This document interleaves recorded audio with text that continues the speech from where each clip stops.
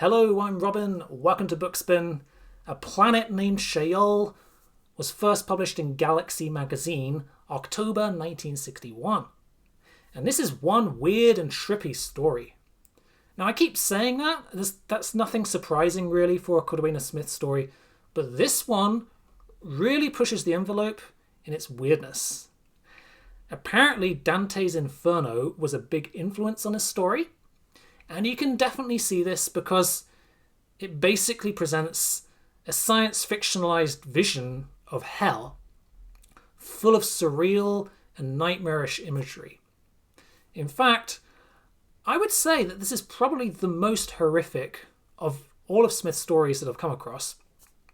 We've got grotesque body horror as well as psychological horror. It's a story that is impossible to forget.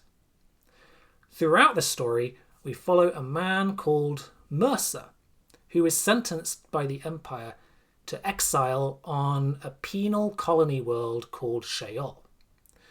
We never actually learn what his crime was, which remains a mystery throughout. But it must have been something serious, because banishment to Shayol is no picnic. Before landing on the planet, he gets a kind of weird medical induction. He undergoes surgery on his skin to adapt his body to the planetary conditions, and he is offered to have his mind erased and or his eyes removed prior to arrival should he want to. Apparently, so the doctor says, some people make this choice because it makes life easier to adapt on Shayol, which is pretty ominous. As we discover, once Mercer arrives on the planet, Shayol is home to native microbes called dromazoa, and this is where the hellish body horror comes in.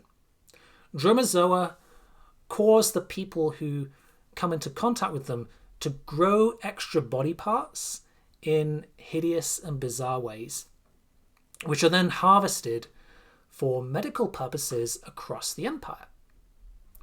So to give an example, the first growth that Mercer experiences himself is a child's head growing out of his thigh. After the head is harvested, he experiences other strange growths, like 2 legs growing out of his chest, or lots of ears growing out of his face. And we meet various other humans who have been banished here, who have been similarly transformed in bizarre and grotesque ways. The one person who oversees all this at the colony is not a prisoner himself, but actually an underperson, and he is a bullman called Badikat, who goes round harvesting these excess body parts while administering an extremely powerful drug called supercondomine to counteract the pain. That's the basic premise. We meet a few more characters along the way, some more of Mercer's fellow exiles, and a long time passes, more than a century we learn, but we do get an eventual plot resolution to this whole affair, which I won't spoil, but it is a very satisfying conclusion, I think. There's even a romance, which seems a little bit hard to believe in this environment, but it's there. And we also see the return of Suzdal from one of my all-time favourite stories, The Crime and the Glory of Commander Suzdal. He has a cameo appearance in this story as another prisoner, and in his case, he is the one and only character whose crime we do know about, having read that story. In this story, he has 2 rudimentary heads growing beside his own. So yeah, that is about it. It's a weird, surreal story, quite disturbing in some ways, but well worth the read.